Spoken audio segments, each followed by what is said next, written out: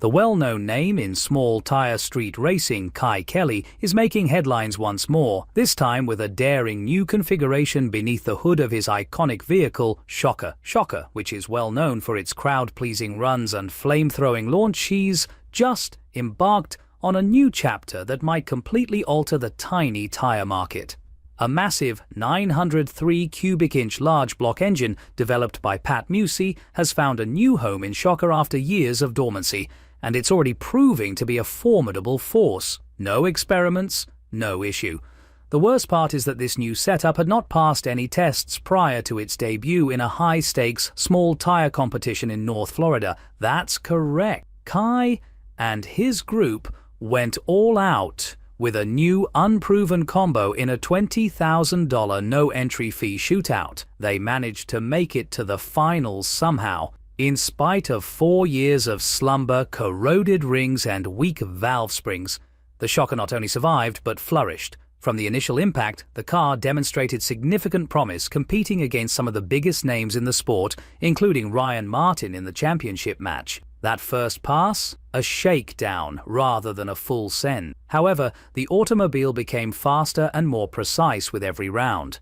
That demonstrates not only the 903 cubic inch Musey motor's inherent power, but also Kye's team's expertise and versatility. Real experience meets raw power.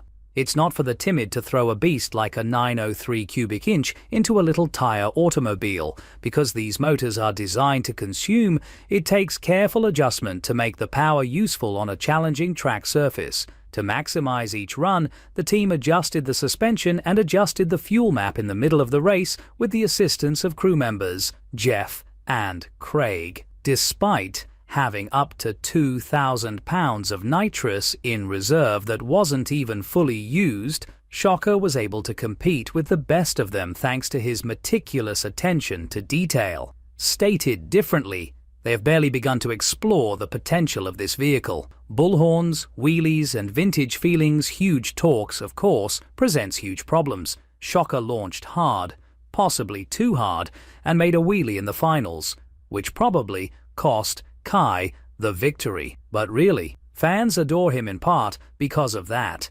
He doesn't hesitate to push boundaries.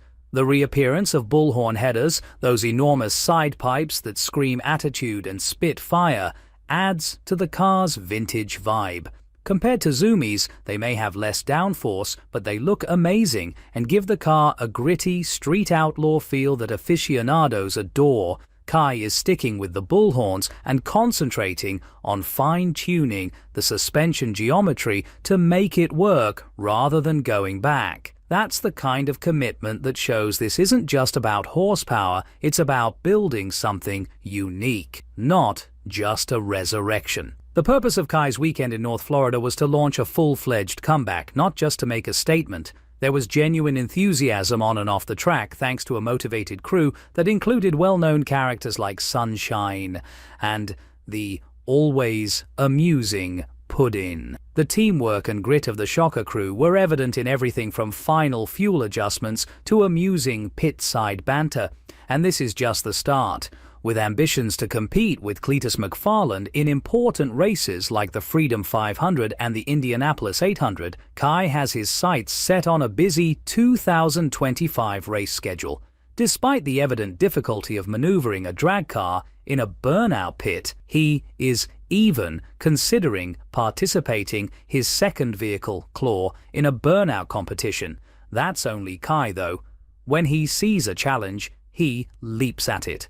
The Shocker has returned, and it's only getting warmed up. What we're seeing is a rebirth, not just a fast automobile, a new motor, a team seasoned by combat, a fresh desire to rule. Shocker has returned, and it appears to be more powerful than before. This new setup could be one of the most aggressive small tire combinations in the nation, based on the performance in North Florida. The possibilities are endless with additional testing, fine-tuning, and seat time. The year 2025 may be the year of the Shocker. So fasten your seatbelt.